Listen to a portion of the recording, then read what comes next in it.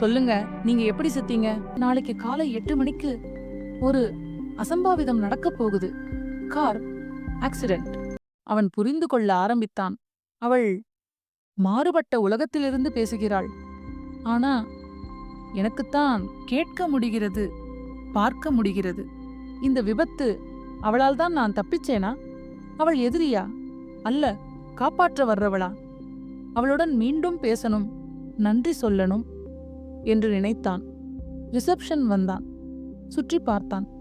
சில நிமிடங்களில் அவள் அதே இருக்கையில் அவள் புன்னகைத்தாள், அமைதியோடு. அந்த விபத்து உனக்கு முன்னாலே எப்படி தெரிஞ்சது? அவன் கேட்டான். அவள் சொன்னாள், உங்களுக்கு முன்னும் பின்னும் இருக்கு, எங்களுக்கு எல்லாம் ஒரே நேரம். உனக்கு புரியணும்னா நீயும். அவள் புன்னகை ஆழமாயிற்று. இறக்கணும். ஆனந்த் முகம் சுருங்கியது. உன்னை அந்த விபத்திலிருந்து காப்பாத்தினதுக்கு நன்றி சொல்லவில்லையா? அவள் விளையாட்டாய் கேட்டாள். அவன் நடுங்கி, ஐ எம் சாரி, ரொம்ப நன்றி என்றான். அவள், சரி, இப்ப எனக்கு நீ ஒரு உதவி செய்யணும் என்றாள். அவள் மெதுவாக பேசினாள்.